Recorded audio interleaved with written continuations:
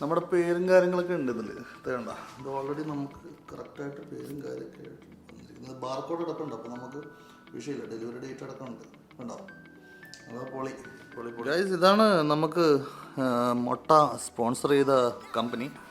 ഇവിടുത്തെ കമ്പനിയാണ് കിപ്സൺ ഇൻ്റർനാഷണൽ എന്നാണ് ഇവരുടെ പേര്. ഓക്കെ, അപ്പം നമ്മൾ നല്ല അടിപൊളി സംഭവമാണ്. നല്ല പാക്കറ്റിലാണൊക്കെ തന്നിരിക്കുന്നത്. ഫാം ടു കിച്ചൺ, അവർ directly delivered from farm to kitchen.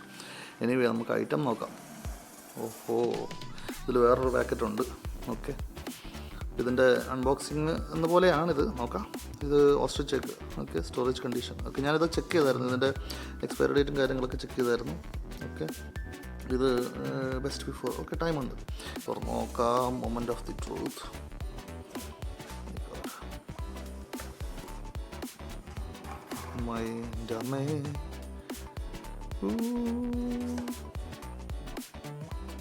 ഇതാണല്ലേ ഒട്ടപ്പക്ഷിയുടെ മുട്ട.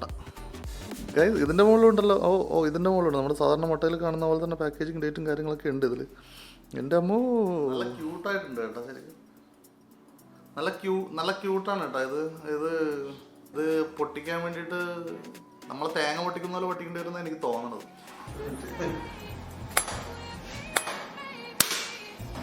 കഴിക്കാനൊന്നും തോന്നില്ല, കാരണം താലോലിക്കാൻ തോന്നും.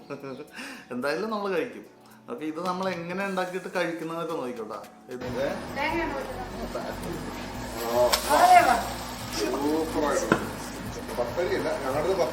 അതന്നെ പത്തിരി, ദോശ, തട്ട് ദോശ. ഓക്കെ, പിടിച്ചോ.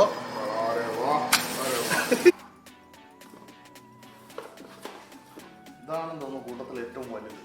ഓക്കെ, ഇതിന് ന്യൂട്രീഷൻ ഫാക്റ്റും കാര്യങ്ങളൊക്കെ എഴുതിയിട്ടുണ്ട്.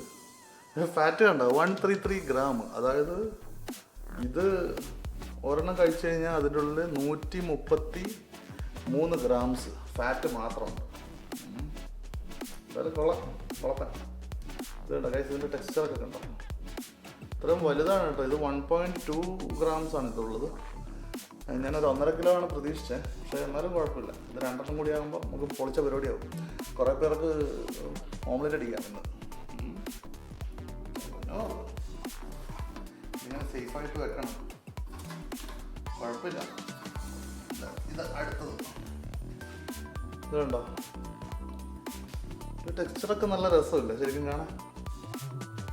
എന്തായാലും